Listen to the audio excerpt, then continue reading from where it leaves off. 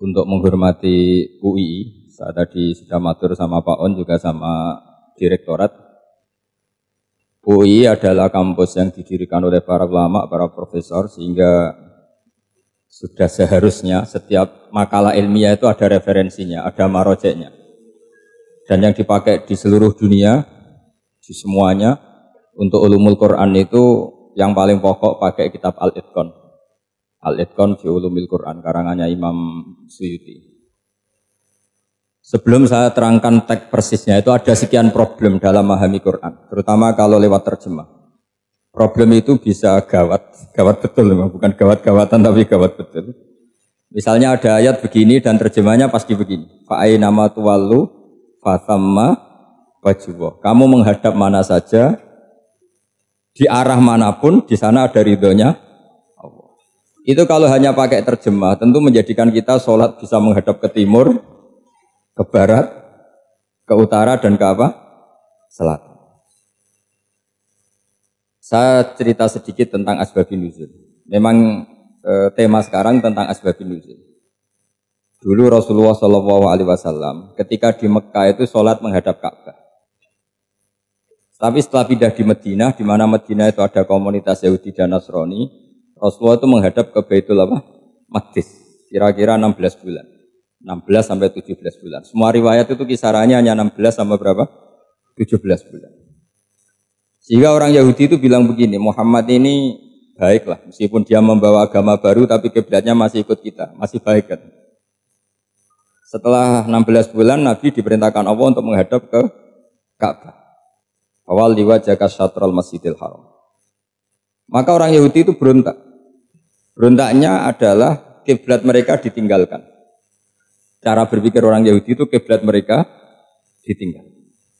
Sehingga mereka bilang mawallahum an qiblatihim allati kanu 'alaiha. Apa yang menjadikan umat Islam berpaling dari kiblat Baitul Maqdis. Kemudian mereka provokatif betul. Ini perlu diperjelas. Provokatif.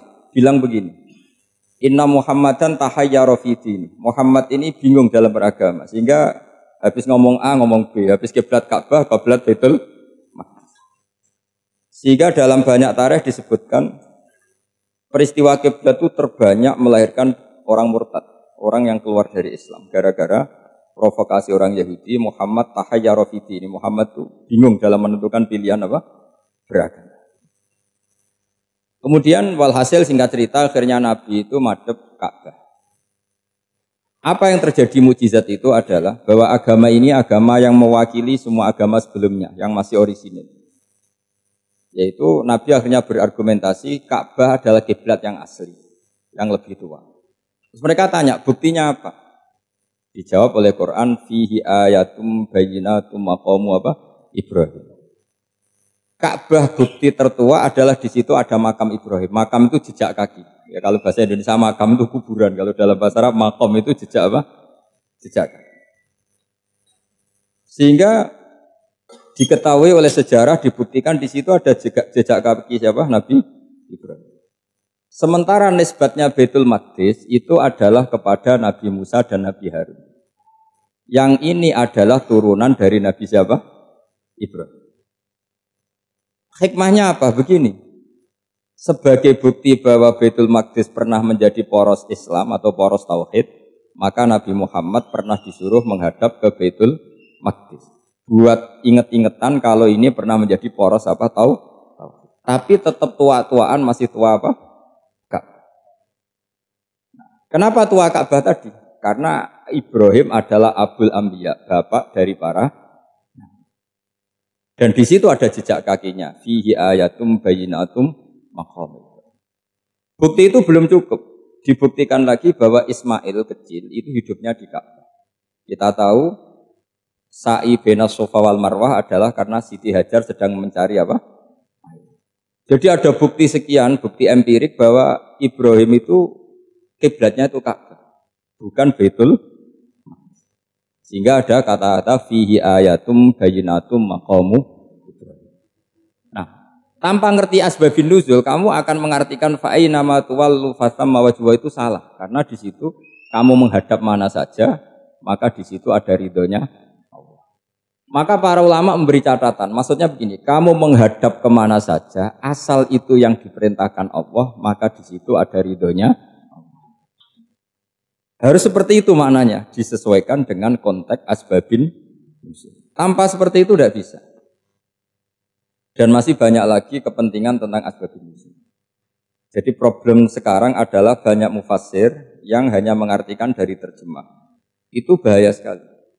Jika ada orang yang menikah secara mut'ah, itu kan mirip kayak transaksi zina.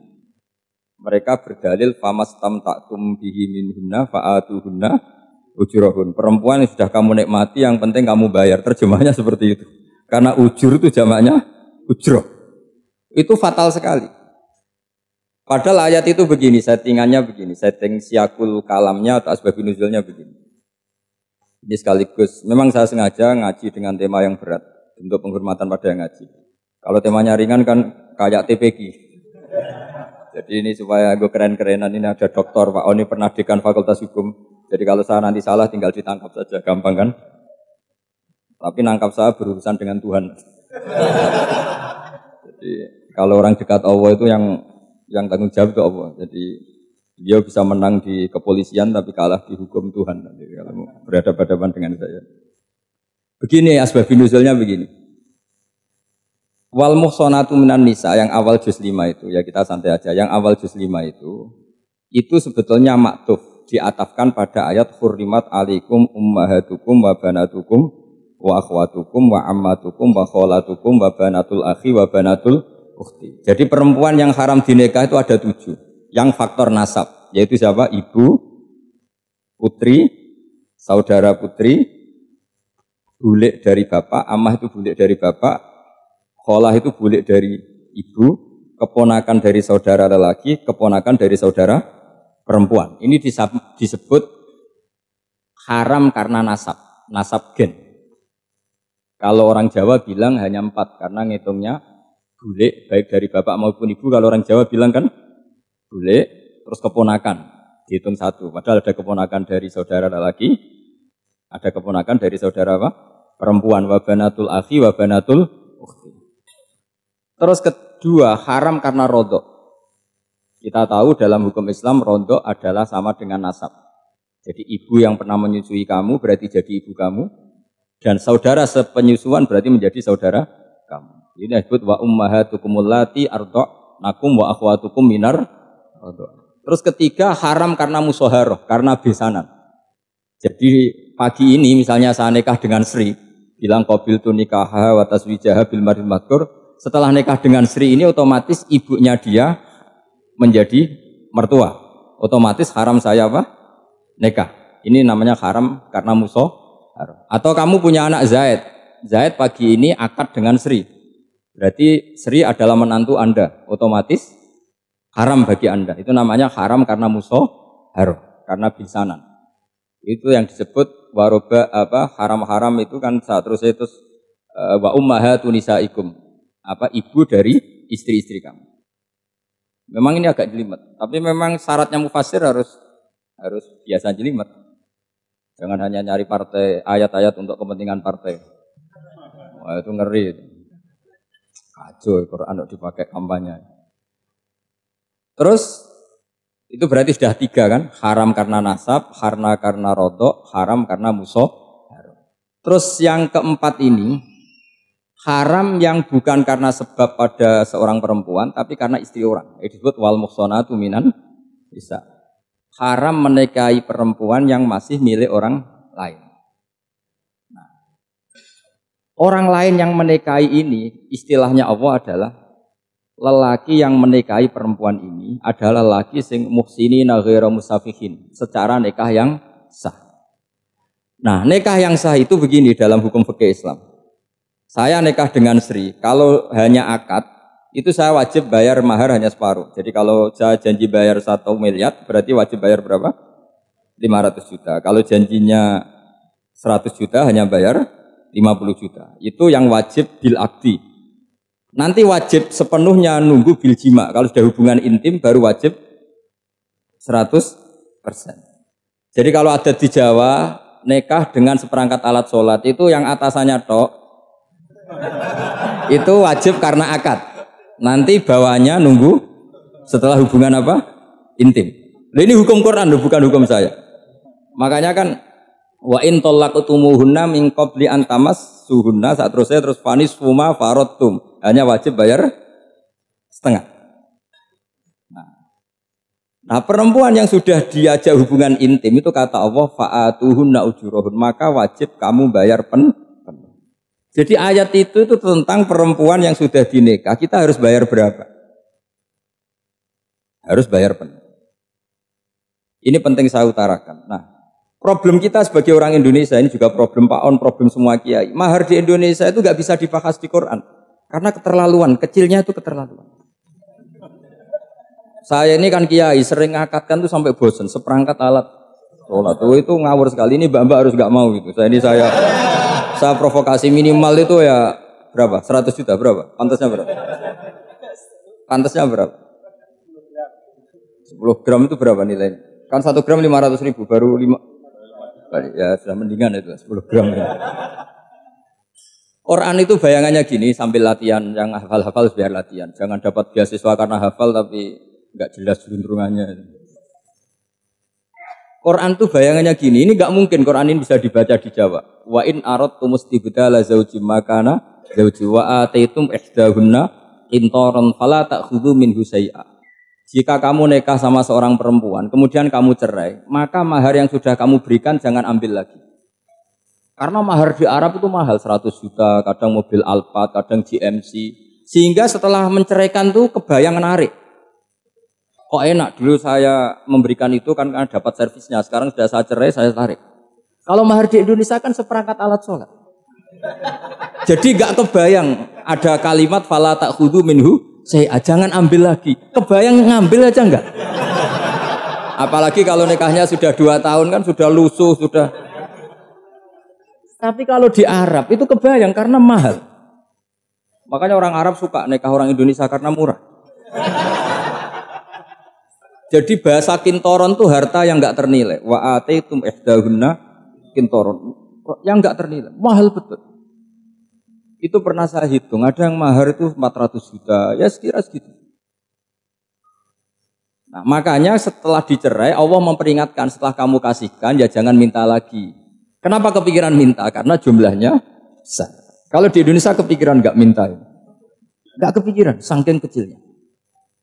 Seperangkat alat sholat kadang 1 juta. 1 juta itu setelah hubungan intim, sebelumnya yang wajib hanya 500. Itu kan gak kebayang.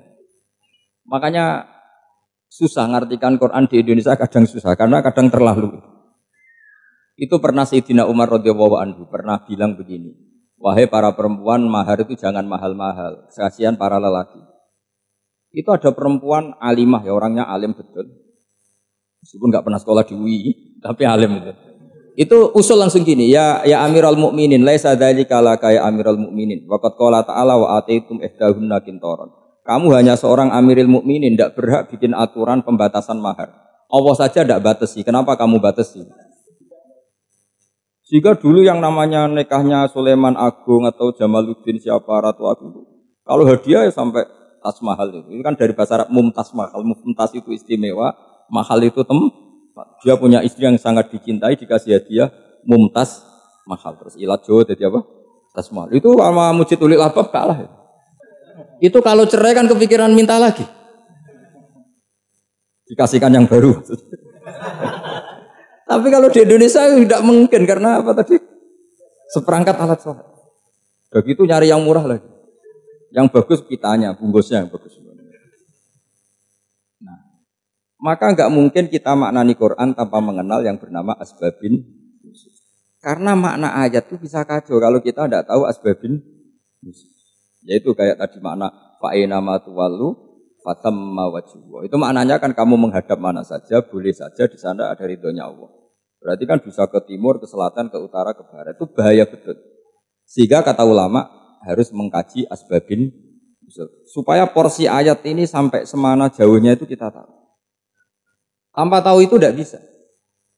Begitu juga menyangkut kiblat. Sekarang saya tanya, kemarin kan ramai dulu di Kemenak, kiblat semuanya diukur dengan GPS, terus beberapa masjid dikomentari salah. karena diukur pakai apa? GPS. Kalau dalam bahasa falak disebut yaumarostil kiblat. Memang bisa diilmun. Tapi pertanyaannya begini, dari awal Allah ngendikan fawalli wajhaka syatral masjidil haram. Kamu yang penting sholat itu menghadap masjid. Masjid itu ya bangunan. Sehingga kata Ibnu Abbas yang diriwayatkan banyak ulama mengatakan Al-Ka'bah kiblatun li ahlil masjid wal masjid kiblatun li ahlil haram wal haram kiblatun li ahlil masyriq wal maghrib. Jadi kalau orang di dalam masjid kiblatnya harus Ka'bah. Di luar masjid kiblatnya asal bangunan Masjid Haram. Tapi di luar sini kayak di Indonesia boleh semua tanah haram. Kenapa begitu? Kata Ibnu Abbas karena Quran itu turun bilisanin Arabiyyim mubin. Jadi kalau orang Jogja kalau mau ke Jakarta arahnya kemana? Barat. Itu sebetulnya ketika Anda ke barat itu persis Jakarta apa bisa saja pasnya itu Pangandaran. Tapi orang itu akan bilang kalau ke barat ya ke Jakarta. Meskipun presisi Anda tepatnya di Pangandaran. Nah kiblat seperti itu, asal orang menghadap ke barat itu orang sudah bilang ke kiblat. Gak usah sedetail misalnya harus pas Ka'bah. Saya pernah debat sama tim ahli Kemenang. Gak bisa Gus, sekarang ada GPS harus tepat Ka'bah. Terus saya bilang gini, kalau teori Anda benar, berarti semua masjid luasnya maksimal 16 meter. Ka'bah itu luasnya hanya 16 meter. Berarti masjid Ulil Albab yang pojok sana sama pojok sana, kira-kira itu ya sudah tidak kena Ka'bah. Kalau harus tepat, Ka'bah itu kan diameternya hanya 16. 16 sama 18 kalau nggak salah. Berarti semua masjid kalau ingin tepat Ka'bah harus pas 16. Kalau terlalu luas pilihannya harus cekung. Kan jadi aneh. Makanya saya itu sering Pak, dulu saya ini biasa debat fikih. Kalau di tradisi pesantren namanya Basul Masail. Saya punya teman yang paling kurang ajar, yang paling saya kenang dalam panjang sejarah. Dulu itu kalau debat fikih itu ya seru. Kalau aturan fikih kan gini, soft paling baik itu kan soft pertama. Baru kedua, baru ketiga. Yang paling keren kan soft awal, soft. Terus teman saya bilang gini Pak, ya kalau gitu gini aja Gus, desain masjid itu memanjang utara selatan. Biar semuanya soft awal. Gara-gara didesain begini kan ada soft 2, soft 3. Apa susahnya? Kita bikin mulai awal supaya masjid itu memanjang utara apa? Selatan. Supaya semuanya soft awal. Ya kalau ada hukum ya diimplementasikan dalam desain bangunan katanya. Jadi itu kan kacau. Terus akhirnya saya jawab, lalu setelah begitu yang paling afdol siapa? Yang dekat imam. Ya sudah, bikin cekung saja kalau gitu. Artinya gini ya, beragama itu yang sehat. Jadi beragama itu berdasar riwayat. Berdasar riwayat, pernah ada ulama yang ngitung, Madinah menghadap Ka'bah itu ya tidak pas. Pernah dihitung pakai GPS. Kiblat Madinah ke Ka'bah itu ya tidak pas. Tidak seperti yang pernah dianjurkan Kemenak. Karena apa? Agama ini ngikuti bilisanin Arabiyyim. Seperti jenengan gini. Semua ini istilahnya apa? Menghadap Gus Bah. Padahal ada yang agak sana, agak sana. Semuanya ngaji sama siapa Gus Bah? Ya sudah. Istilahnya bertatap muka. Memangnya kita benturan. Ini bahasa. Jadi seperti ini semua namanya apa? Berhadap. Padahal ada yang agak samping, agak samping. Ka'bah juga gitu. Sebenarnya tidak se-ekstrim yang dibayangkan orang-orang. Cuma kalau bisa tepat, ya kita harus tepat. Tapi tetap saja tidak perlu 16 apa? Meter. Fa'aina ma tuwallu fatamma wajhuhu itu artinya menghadap. Menghadap itu menghadap arah. Makanya Allah tidak dawuh fawalli wajhaka nahwal Ka'bah tapi fawalli wajhaka syatrul Masjidil Haram. Jadi ini penting saya utarakan supaya kita familiar dengan istilah-istilah Quran. Istilah Quran itu gampang kok sebenarnya. Kalau kita kaji itu gampang. Problem kita tidak pernah mengkaji. Jadi semuanya asing. Kalau kita mengkaji itu gampang sekali. Saya punya sekian cerita betapa pentingnya mengkaji Quran. Harun ar-Rasyid itu dinasti Bani Abbasiyah. Itu pinter sekali. Ada seorang ustadz yang agak ekstrim. Itu datang ke Harun ar-Rasyid. Ya Amirul Mukminin, inni nasihun laka famusaddidun alaika. Fala tajidanna alayya fi nafsika syai'an. Saya mau nasihati kamu tapi saya mohon jangan masukkan hati. Karena nasihat ini penting. Tapi saya akan keras, vulgar. akan keras, kritik saya akan keras karena Anda sebagai Amirul Mukminin tidak pecus. Apa kata Amirul Mukminin Harun Rasid? Uskut ya Ustadz. Sebagian riwayat uskut ya jahil. Kamu itu Ustadz bodoh, tidak usah banyak omong. Terus ditanya, kenapa saya bodoh? Terus dibacakan ayat faqula lahu qaulal layyinal la'allahu yatadzakkaru aw yakhsha. Inna Allaha ta'ala qad arsala man huwa khairun minka ila man huwa syarrun minni. Wa ma'a dzalika qala ta'ala faqula lahu qaulal layyin. Allah pernah menugaskan seorang yang lebih baik ketimbang kamu, yaitu Musa dan Harun. Musa dan Harun adalah seorang nabi.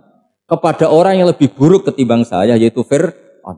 Itu saja etikanya faqula lahu qaulal layyin. Kamu kalau ngomong yang halus, yang baik, yang berperadaban, kok kamu sama saya mau kasar? Akhirnya ustadznya ternyata pinter kamu, yes pinter aku. Jadi semudah itu. Allah itu menugaskan orang yang lebih baik ketimbang kamu, yaitu Nabi Musa. Kepada orang yang lebih buruk ketimbang saya, yaitu Fir'aun. Itu saja ada etikanya.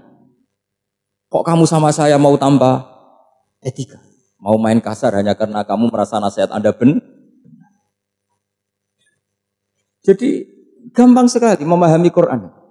Tapi lagi-lagi memang bagi ahlinya. Tapi ini saya bantu supaya sampean jadi ahli apa? Quran. Meskipun ngajinya sebulan sekali. Sudah sebulan sekali tidak punya kitabnya. Sudah. Jadi ulama dulu kalau belajar Quran itu gampang sekali. Saya berkali-kali cerita. Yang kitab saya baca di rektorat itu namanya Syajaratul Ma'arif. Itu kalau cerita bikin judul itu enak sekali. Babuna fil ibad bikullil bilad. Bab seseorang di mana saja hidupnya harus bermanfaat. Terus dalilnya itu hanya mengutip makalahnya Nabi Isa, wa ja'alani mubarakan ainama kuntu. Ciri utama seorang nabi apa? Saya di mana-mana adanya berkahi orang lain. Jadi berkah bagi orang lain. Maksudnya tidak jadi problem bagi orang lain. Artinya kamu hidup entah di Jogja seperti Pak Ono orang Jember, saya orang Rembang. Hidup di Jogja manfaat, di Jember ya manfaat, di mana-mana manfaat. Saya pernah di Korea seminggu ya manfaat. Saudara kita TKI yang di Korea ya manfaat, di sana bikin masjid, bikin apa. Karena ngendikane Allah menceritakan Nabi Isa siapa? Wa ja'alani mubarakan ainama kuntu. Saya adalah orang yang di mana-mana berkah. Artinya manusia eksistensinya harus seperti itu, hidup di mana saja berkah. Gampang sekali memahami Quran. Pernah Imam Syafi'i ditanya, kalau kamu enggak kehilangan air atau enggak ada air di satu daerah, cari-cari dulu. Sampai enggak ketemu. Setelah enggak ketemu air, baru kamu boleh tayam. Imam Syafi'i ditanya, apa dalilnya harus mencari dulu? Kalau nggak ada air ya langsung tayamum saja. Kenapa harus nyari-nyari dulu? Jawabnya Imam Syafi'i itu gampang sekali. Qala ta'ala falam tajidu ma'an. Kemudian kamu tidak menemukan air. Di mana-mana tidak menemukan setelah mencari. Kalau belum mencari namanya tidak tahu. Kan ayatnya kan falam tajidu ma'an. Kemudian kamu tidak menemukan air. Tidak menemukan tuh nyari dulu apa langsung ambil sikap? Nyari dulu, baru kesimpulannya tidak ketemu. Kalau belum pernah nyari namanya tidak tahu. Segampang itu ulama dulu memahami Quran karena konstruksinya utuh. Yaitu mereka tahu betul bahwa Quran itu bilisanin Arabiyim. Ketika Futuhat Syam dulu itu dikuasai tentara Romawi. Era Sayyidina Umar Futuhat. Yerusalem dikuasai tentara Islam. Itu awal Sayyidina siapa? Umar radhiyallahu anhu. Ketika Futuhat mau ada pesta besar-besaran. Tapi Umar menolak. Ketika menolak, kenapa Anda menolak? Beliau hanya membaca ayat innallaha ta'ala ayyara qauman faqala adhabtum thayyibatikum fi hayatikumud dunya. Allah itu mengkritik satu komunitas kaum yang zaman di dunia menghabiskan semua kenikmatan. Maka kita tidak perlu syukuran besar-besaran. Jangan-jangan jatah kita di akhirat kita habiskan di dunia. Itu adhabtum thayyibatikum fi hayatikumud. Semudah itu. Semudah itu ulama. Rasulullah pernah dahar, pernah makan. Makan karena 3 hari enggak makan, cara Indonesia enggak makan nasi, enggak makan daging, sudah lama sekali. 3 hari Nabi hanya makan kurma dan air putih. Pernah Nabi enggak makan roti sampai 3 hari. Kalau Indonesia mungkin enggak makan nasi. Di hari ketiga ada sahabat yang berbaik hati, Nabi disembelihkan kambing, dipotongkan kambing, Nabi disuruh dahar. Itu baru dahar setengah piring, Nabi berhenti. Ketika ditanya, setengah piring itu kan sudah kuat untuk sholat, untuk apa sudah kuat. Ditanya, ya Rasulullah kenapa berhenti? Bukankah engkau tidak makan ini 3 hari? Nabi menjawab walatus alunna yauma idzin anin naim. Semua nikmat yang saya rasakan nanti ada pertanggungjawabannya. Makanya saya tidak ingin banyak-banyak. Wah itu kalau diterapkan di sini enggak populer. Makanya saya tahu gayanya ngaji Quran itu enggak siap dengan konsep-konsep Quran itu. Jadi segampang itu orang dulu. Nah karena apa ya itu tadi. Mereka tahu asbabun nuzul. Quran itu diturunkan dalam konteks apa, lafadz ini arahnya kayak apa, mutlak muqayyadnya kayak apa, muhkam mutasabihnya kayak apa, nasah mansuhnya kayak apa. Nah sedikit saya cerita ini mungkin contoh terakhir supaya agak lama-lama, nanti bingung kalau lama. Yang bingung ya saya, bingung cara memahamkan. Jadi kalau guru itu kan bingung cara memahamkan, kalau murid bingung cara memahami. Gak tahu tingkat kebingungannya sama. Kalau guru itu bingung cara memahamkan. Kalau murid bingung cara. Jadi ini pertemuan dua kelompok bingung.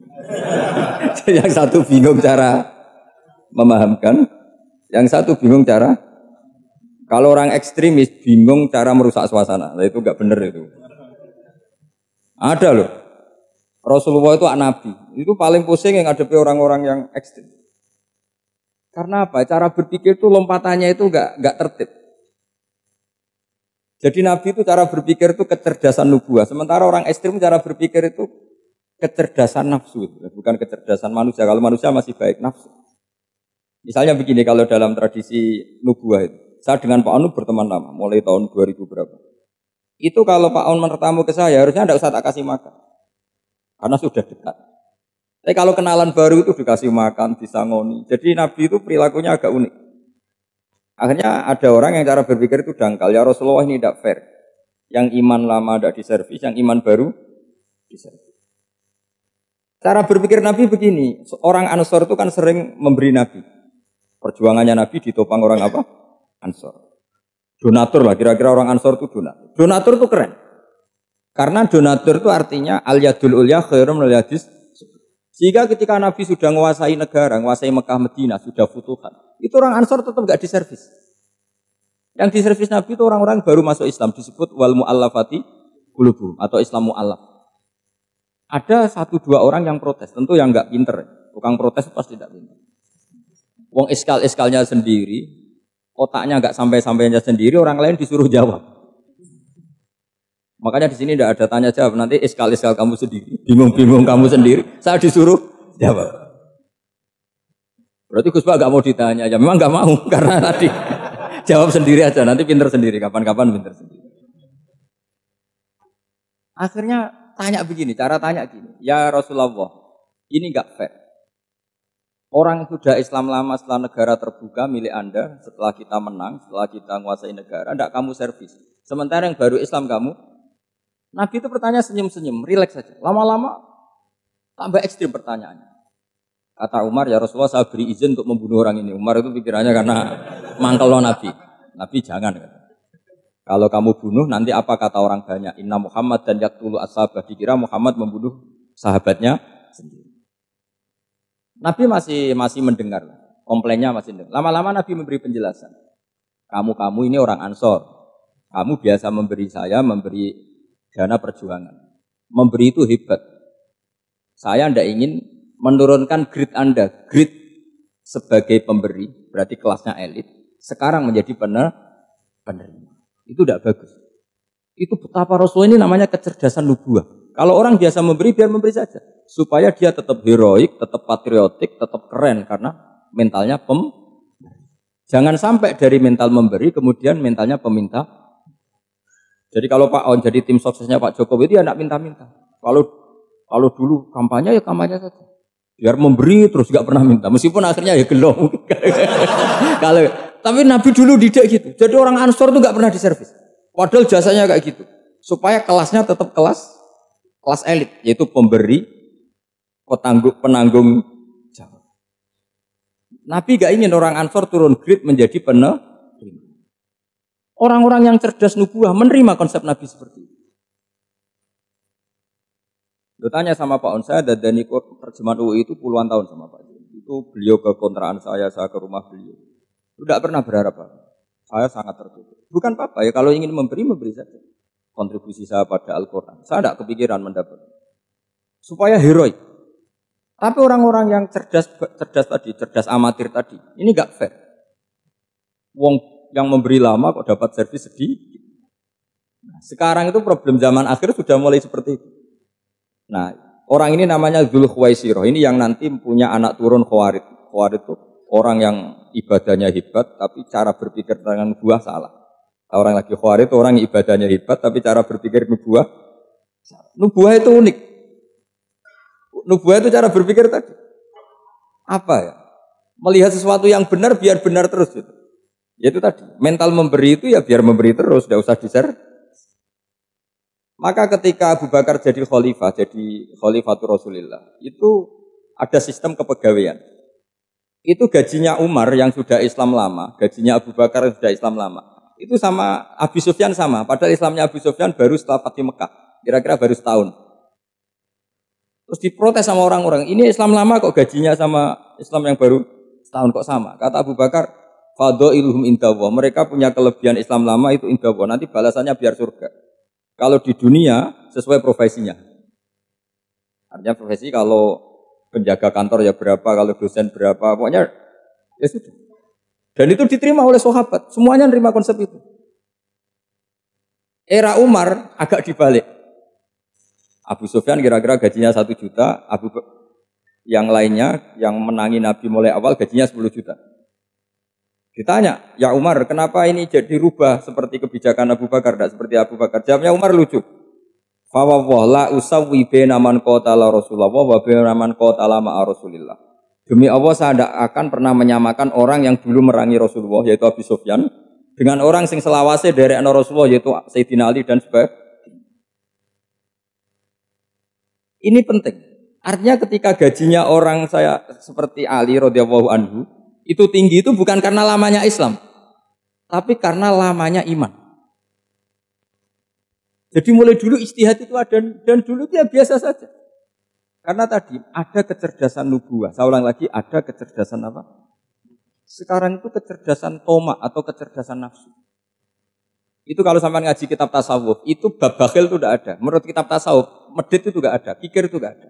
Yang ada itu toma. Toma itu berharap dikasih orang lain.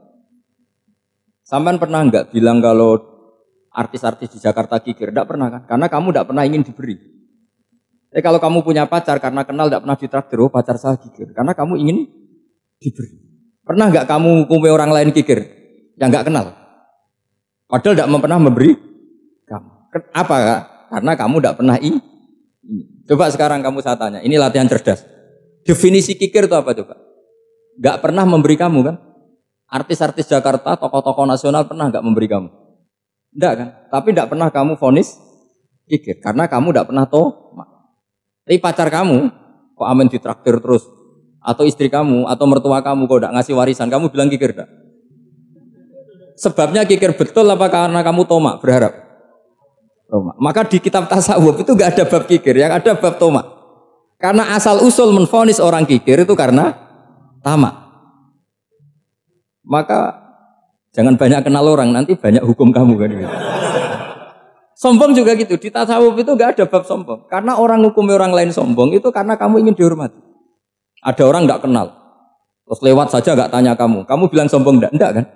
Tapi kalau kenal, oh sombong betul, kenal enggak tanya kan gitu.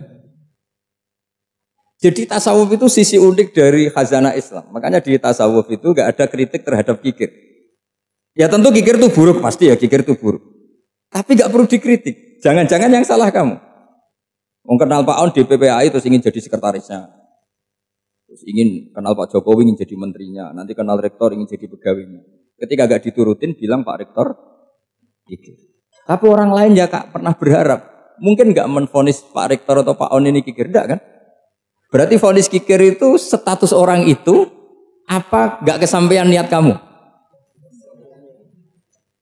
Memang agak jelimet ilmu tasawuf itu, tapi itu unik. Itu bagian dari khazanah apa? Islam. Makanya Rasulullah itu sering isti'adzah, minta perlindungan wa min toma'in fi ghairi matma'in.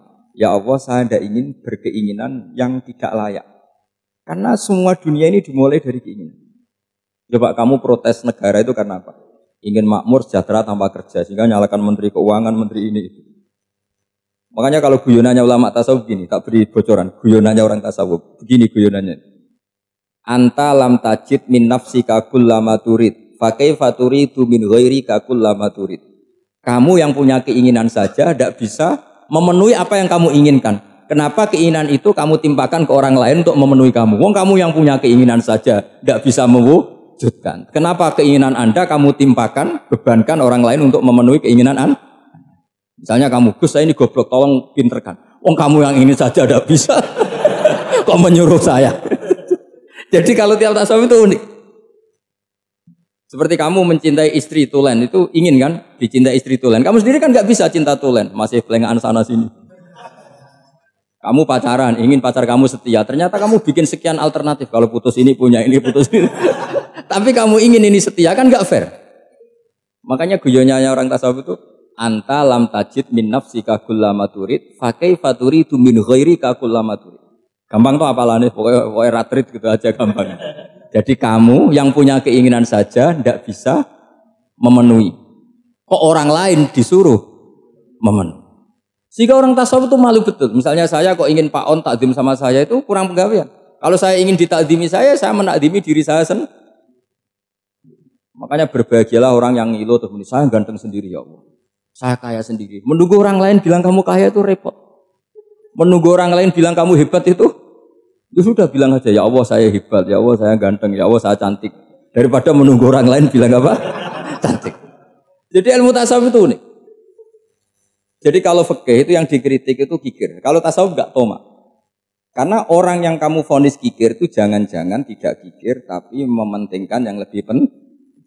Misalnya ada teman yang tidak pernah naksir kamu, ternyata punya ibu sakit, uangnya dianggarkan untuk ibunya yang sakit atau anaknya sekolah atau keluarganya masih butuh biaya, sehingga sama teman dia kikir.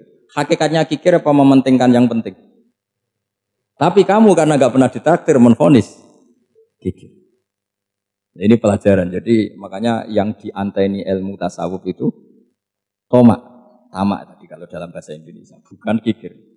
Karena vonis kikir itu akan disematkan orang yang tidak kesampaian hajatnya. Makanya bapak saya itu keluarga kiai itu ajarannya itu yang penting jangan berharap dari orang lain. Ini Pak On saksinya, saya dulu benahin terjemah itu enggak pernah ingin diperlakukan seperti ini. Yang ngaji aja. Karena pikirannya keluarga kiai itu sederhana. Kalau ngamal ya ngamal saja. Ngamal itu heroik. Makanya buyut-buyut kita semua ini kan pahlawan semua. Membela negara Indonesia jadi merdeka. Ya enggak pernah kebayang jadi presiden, menteri. Tapi sekarang enggak, ngamal sedikit saja harus jadi menteri. Jadi ini bahaya kalau dalam kelangsungan bernegara. Karena orang biasa transaksional. Awal negara ini dibangun berdasar heroik, bukan berdasar apa?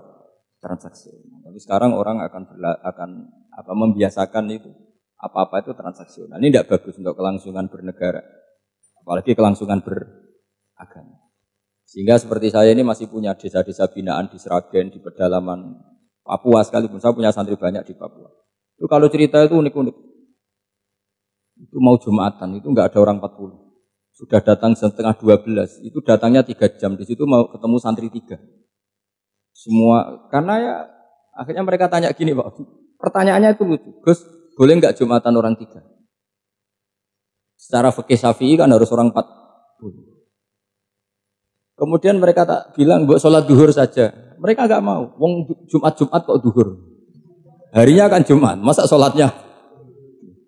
Sehingga kita yang jadi kiai akhirnya nyari fikul madzhabil arba.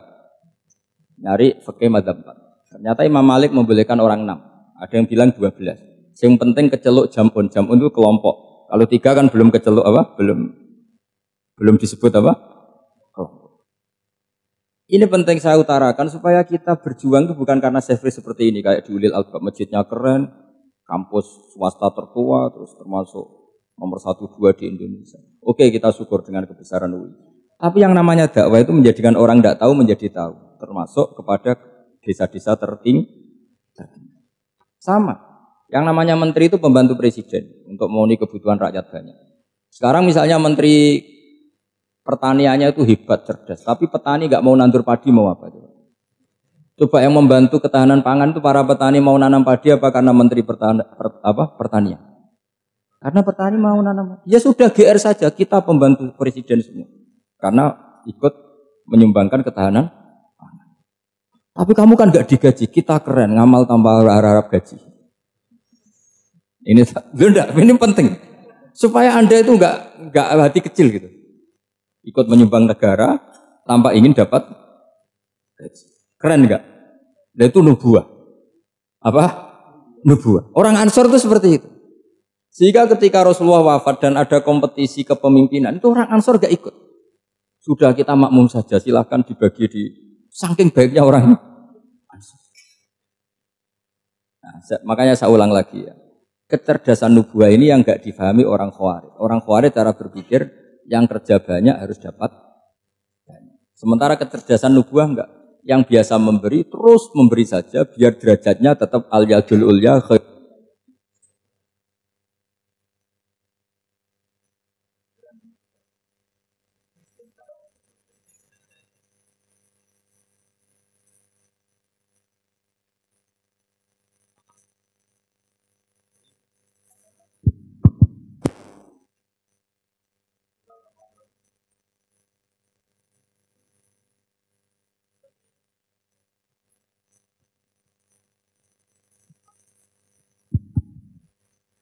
Bismillahirrahmanirrahim. Ini saya baca supaya dapat berkahnya ulama-ulama dulu, karena ini dikarang oleh ulama yang dipakai rujukan seluruh dunia. Begini, qala Ibnu Taimiyah, ma'rifatu sababin nuzuli yu'inu ala fahmil ayat. Jadi mengenali asbabin nuzul itu membantu memahami secara benar ayat itu. Karena tadi kalau ayat itu dipotong, itu maknanya bisa kacau. Kayak tadi, famastamta'tum bihi minhunna fa'atuhunna ujuruhun. Kalau diterjemah itu kan mendukung kawin mut'ah. Kalau terjemahnya saja, perempuan siapa saja yang pernah kamu nikmati, yang penting kamu bayar. Itu kan aliran sesat dan menyesatkan. Itu konteks asbabun nuzul tidak seperti itu. Perempuan yang sudah menjadi istri kamu, seorang lagi perempuan yang sudah menjadi istri kamu, jika sudah kamu hubungan intim, maka maharnya harus dibayar penuh. Tapi kalau belum hubungan intim, maharnya hanya wajib separuh. Fanisfu ma faradtum illa ayafuna au ya'fu alladhi biyadihi uqdatun nikah. Tapi tadi kalau di Indonesia gimana Gus? Itu yang repotnya. Maharnya itu tadi mukena atasan dan apa? Bawahan. Wah kacau kalau di Indonesia itu. Sehingga kita bingung kalau dalam logika Arab kan gitu. Bayangannya kalau cerai, kata Allah, fala ta'khudhu minhu syai'at. Harta yang sudah kamu berikan ke istri jangan diambil lagi. Sampai dilarang ngambil tuh karena jumlahnya banyak sehingga kepikiran ngambil. Kalau di Jawa nggak usah dilarang, sudah tidak akan ngambil karena rukuhnya sudah lusuh. Itu susahnya baca Quran di Jawa ya. Karena dari awal maharnya terlalu apa? Kecil. Terus beliau Imam Suyuti termasuk di sini menyontohkan yang pasti salah kalau difahami, yaitu tadi ayat apa itu fa'inama tuwallu fasamma wajhu. Jadi beliau terus meringatkan betapa pentingnya mengenali asbabin nuzul. Karena asbabin nuzul itu gampang. Saya ulang lagi, asbabin nuzul itu gampang. Gampangnya begini ya, kan ada satu peristiwa, misalnya begini, Rasulullah itu kan mengkritik penuhanan Lata dan Uzza, berhala-berhala itu dituhankan, dikritik sama Rasulullah. Kemudian mereka begini, karena mereka biasa personifikasi Tuhan, Muhammad, kalau Tuhan itu tidak Lata Uzza dan itu terbuat dari batu, lalu Tuhan Anda itu dari apa? Amin fiddotin audhabin, lalu Tuhan Anda ini dari emas apa dari perak? Karena mereka nggak bisa membayangkan Tuhan tanpa dipersonifikasi. Terus Allah menurunkan qul huwallahu ahad, Allahus somad, lam yalid wa lam yulad wa lam yakul lahu kufuwan ahad. Karena otaknya mereka sudah begitu, yang namanya Tuhan itu harus dipersonifikasi. Makanya saya kemarin di Korea seminggu, cerita yang paling unik gini Pak On, ada bos Islam, ada bosnya TKI yang baik. Mereka mengizinkan pekerjanya sholat. Bareng sholat tuh diingeti ke atas ke bawah, kok gak ada arcanya. Sehingga setelah sholat dibilang, apa saya berikan berhala sekalipun, karena gak kebayang ada orang sholat kok tanpa berhala, tanpa Tuhan. Yang kamu sembah itu mana, kok gak ada, apa tak belikan. Jadi unik. Nah teman saya yang satu unik lagi, dia termasuk pegawai Garuda yang derekno saya ke Korea itu orang pegawai Garuda. Dia karena orang kaya biasa ke Eropa kemana-mana itu. Singkat cerita dia sholat di mall karena nganggep Korea itu sudah negara maju kayak Eropa. Setelah sholat di mall pas asar itu, security-nya nelpon polisi. Pak polisi di sini ada ritual teroris. Jadi kalau menamakan sholat itu ritual teroris. Jadi artinya apa? Ritual-ritual yang kita lakukan itu macam-macam cara pandang. Orang ateis itu kan Cina kan Korea itu kan ya Cina lah, Korea, Jepang, RRC itu kan sipit Cina. Itu ya yang namanya ibadah sembahyang harus ada patungnya atau ada arcanya atau ada benda-benda itu. Orang Islam kan nggak ada sama. Makanya mereka itu kok bisa? Problemnya kita, saya ulang lagi, ini problem ya. Problemnya kalau ada itu ya repot. Begini misalnya, ini masih tentang asbabun nuzul. Ini contoh terakhir, tentang masih asbabun nuzul. Umar radhiyallahu anhu, sahabat Umar itu kalau mencium Hajar Aswad itu sambil gedumel. Tidak berdoa, tapi gedumel. Masyhur itu ada di Bukhari. Alim tu annaka hajarun la tadurru wa la tanfa. Walau la anni ra'aitu Rasulullah qabbalaka ma qabbaltuka. Saya tahu loh. Nyium Hajar Aswad dicium, tapi sambil gedumel. Saya tahu loh, kamu hanya batu, enggak mandoroti, enggak manfaati. Kamu jangan GR, saya cium itu jangan GR. Kalau saja saya tidak melihat Rasulullah mencium kamu, maka saya ada sudi nyium kamu. Dah gitu aja. Terus itu tiap nyium Hajar itu tidak doa. Kalau kamu kan enggak minta kaya, minta macam-macam. Kalau Umar malah gedumel. Nah, kenapa demikian? Itu ada asbabun nuzulnya. Umar itu saksi sejarah. Ketika Rasulullah Fathi Mekah, Nabi kan tawaf terus mencium Hajar. Itu di belakang masih banyak orang kafir. Kebetulan Umar masih di sana. Sudah Islam Umar, tapi dia di belakang. Dengar orang-orang kafir, Muhammad itu aneh. Katanya melarang nyembah batu. Ternyata dia nyembah batu. Jadi Nabi nyium Hajar Aswad itu dikira nyembah batu.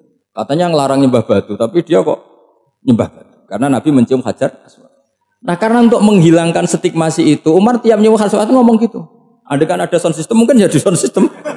Supaya jelas bahwa penciuman ini bukan karena menyembah. Artinya mudah sekali kenapa Umar ngomong gitu. Karena asbabun nuzulnya seperti itu. Coba kalau kamu tidak tahu asbabun nuzul, Umar maksudnya gimana tuh? Gak doa, gak apa kok malah ngomong gitu kan ya. Tapi kalau kamu tahu asbabun nuzul Umar itu yang mendengar komentar orang sama ketika kita tawaf itu kan 3 pertama kan kita lari-lari kecil. Itu ceritanya juga gitu. Rasulullah itu hidup di Medina, terus diterkenalkan miskin. Medina itu kota wabak, kota penyakit, endemik. Dulu Medina, Yasrib itu kota endemik. Jika kata orang kafir-kafir Mekah, yaji uliha dalbet kaumun kot wahanat huma Yasrib. Nanti akan datang satu komunitas kaum yang sudah lemas karena kena penyakit TBC dari Yasrib. Nabi dengar itu makanya terus bilang ke para sahabat, tunjukkan kalau kamu kuat dengan cara lari 3 kali. Terus pakai pakaian yang kelihatan maco, yaitu yang dipakai lelaki-lelaki itu. Bahunya dikelihatan. Nah, setelah Rasulullah wafat, Umar menggantikan beliau setelah Abu Bakar. Umar bilang gini, sebetulnya tawaf seperti ini, yaitu lari pertama 3 putaran pertama lari dan memperlihatkan pundak seakan-akan orang maco itu sudah enggak perlu. Karena alasan itu sudah tidak ada. Tapi ini tinggalan Rasulullah, maka jangan rubah ya tetap seperti ini. Akhirnya meskipun sudah tidak ada alasan tadi menjawab stigmasi orang kafir, tetap tawaf seperti itu. Jadi memang agama itu unik. Kadang kita harus tahu alasannya, tapi alasan itu kalau menjadi mahatul hukmi, pijakan hukum salah. Misalnya kamu terus bilang gini, ya berarti tawaf sekarang bebas, gak perlu seperti itu. Kan alasan itu sudah tidak ada. Nah di sini pentingnya riwayat. Riwayat itu begini, logikanya sudah enggak ada, tapi kaifiyah itu, cara itu masih kita terus. Dan itu memang, saya ulang lagi, harus tahu asbabun nuzul. Saya beri contoh ya misalnya, wa idza darabtum fil ardi falaysa 'alaikum junahun an taqsuru minas shalah. Terus ayat di mana? In khiftum ayyaftinakumul ladzina kafaru. Jika kamu pergi dalam keadaan takut ditangkap orang kafir atau takut diculik orang kafir, maka kamu boleh mengqasar sholat. Itu jelas ada ayat in khiftum ayyaftinakumul ladzina kafaru. Jika kamu takut diculik orang kafir. Sehingga ketika ba'da Fatih Mekah, setelah Mekah dikuasai Islam, Umar tanya, ya Rasulullah, kenapa engkau masih sholat qashar? Bukankah kita sudah aman? Waqad qala ta'ala in khiftum ayyaftinakumul ladzina kafaru. Allah ngendikan boleh mengqashar itu kalau dalam kondisi takut. Waqad kunna fi amrin, sekarang kita sudah aman. Jawabannya Rasulullah itu unik. Ya Umar hadihi shadaqatun faqbalu shadaqah. Ini sedekahnya Allah, bonus sudah terima saja, enggak usah catatan-catatan gitu. Sehingga era Umar ya ada lagi yang tanya Umar begitu. Terus kata Umar, sa'altu dzalika Rasulullah sallallahu alaihi wasallam faqala hadhihi shadaqatu wa faqbalu shadaqah. Sudah ini bonus dari Allah, terima saja. Ini kan unik. Padahal kalau secara disiplin ilmu kan begini. Kamu boleh mengqashar salat kalau dalam bepergian dan dalam keadaan takut. Logika hukumnya kalau tidak takut tidak usah. Sama seperti begini. Kamu kalau pergi jauh seperti saya Pak On, itu ngosor sholat apa enggak ngosor kan? Alasannya kalau kosor itu, kalau pergi itu masyakot, repot. Sekarang pergi kita pakai Alphard misalnya, pakai Innova, bawa uang, disupirin, itu masyakot enggak? Enggak kan? Tetap boleh jamak enggak? Boleh. Sebenarnya kamu jamak itu karena pengetahuan hukum apa karena enak jamak? Kalau alasannya masyakot, kan sekarang sudah ada. Enggak repot. Ya sudah pakai hadis tadi, ini hadiah, terima saja. Jadi makanya agama itu riwayat. Tapi ada saja ulama yang agak balik loh. Agak balik gini, banyak juga ulama misalnya duwe gawe, ibunya sakit terus ribet jamak sholat. Kenapa? Ribet ngurumat ibu. Makanya ada saja kiai yang duwe gawe mantu itu terus jamak sholat, tapi jangan ikuti. Tapi ada saja karena alasannya jamak itu karena apa? Repot. Ya ada saja, tapi ya jangan ditiru. Cuma saya ini cerita, yang analisis hukum itu memang agak-agak unik. Jadi tadi, kadang Nabi itu ditanya, ya Rasulullah, kita dulu boleh jamak qashar ini kan karena in khiftum ayyaftinakumul ladzina kafaru, takut diancam orang kafir. Sekarang aman, kenapa tetap jamak? Jawabannya Nabi, ini hadiah, terima saja. Ya ada sahabat yang bantah, kenapa Nabi? Allah itu zat yang baik. Kalau sudah ngaji bonus nggak pernah ditarik lagi. Makanya Nabi kalau berdoa itu unik. Ya, siapa yang disiksa di dunia karena dosanya, fawahu akramu min ayyus sanniya uqubatahu fil akhir.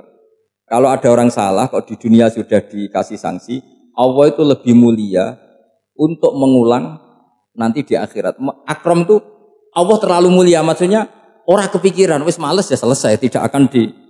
Kalau sampean kan enggak, masih ingin lagi. Jadi itu cara berpikir nubuah. Jadi berpikir nubuah itu beda. Ada orang pas sujud diinjek sama orang fasik. Diinjek, kemudian si yang sujud tadi, wallah la yaghfiru wallahu laka, demi Allah tidak akan ngampuni kamu. Itu langsung Allah memberi wahyu sama Nabi di zaman itu. Bilangin yang sejak sujud itu, dia harus minta maaf sama saya, kata Allah.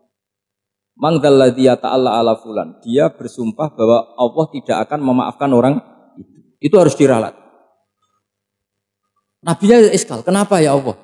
Yang Tuhan itu saya. Saya ini punya sifat dua, bisa menyiksa dan bisa memaafkan. Kenapa dia milih sifat saya satu tidak memaafkan? Akhirnya apa? Orang yang nginjek tadi sama Allah dikasih tobat dan jadi orang soleh. Jadi itu makanya kamu nggak boleh jadi orang ekstrim nyifati Allahnya satu. Enggak boleh, Allah tetap bisa yaghfiru liman yasha wa yu'adzibu man yasha. Sifatnya Allah dua ya tetap dua, enggak boleh kamu pilih satu.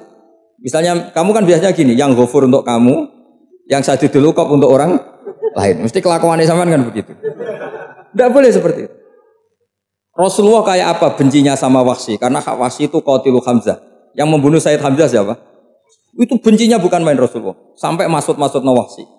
Tapi sama Allah malah diturunkan ayat laisa laka minal amri syai'un aw yatuba alaihim aw yu'adzib. Muhammad, meskipun kamu kekasih saya itu tidak wilayah kamu, memaafkan atau enggak, terserah saya, kata Allah. Ternyata betul, malah Wahsy dikasih tobat. Nah sekarang enggak, orang itu nyifati Allah sama orang lain sadidul iqab, kalau sama dirinya enggak boleh seperti itu. Allah ya sifatnya tetap dua. Jadi boleh kamu misalnya berdoa, ya Allah mbak yang cantik itu semoga dapat istri. jadi istri saya. Mbaknya juga boleh berdoa. Ya Allah, naudzubillah min dzalik. Jadi ini adu kekuatan, nanti terserah nanti Allah pihak yang mana. Kayaknya pihak yang perempuan mungkin. Karena kasihan kan kalau cuantik dapat orang apa? Jelek. Saya tuh andaikan boleh fatwa fikih, yang saya haramkan tuh orang jelek dapat orang jelek. Karena kasihan anak-anaknya, tahu-tahu jelek banget. Jadi kan kasihan itu. Jadi dalam Islam itu seperti itu. Jadi apapun benci kita sama musuh kita, Allah bisa saja memperlakukan musuh kita secara baik. Karena Allah itu yaghfir. Tetap kita harus sifati Allah yaghfiru liman yasha wa yu'adzibu. Jangan karena kita benci seseorang seakan-akan Allah sama dia pasti yu'adzib. Pasti menyik. Itu yang dicontohkan Allah kepada Rasulnya, yaitu beliau tidak cocok sama Wahsy, malah Wahsy dikasih petunjuk.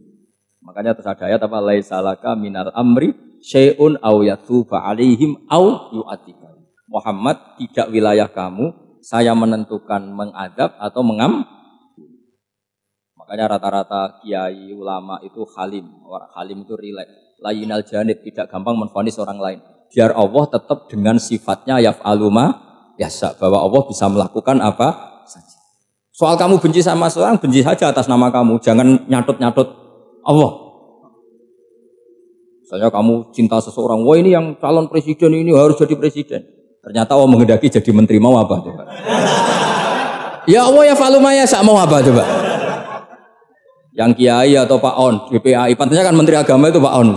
Tapi kalau Pak yang takdir gitu mau apa? Ya sudah, Allah ya falu. Santai aja.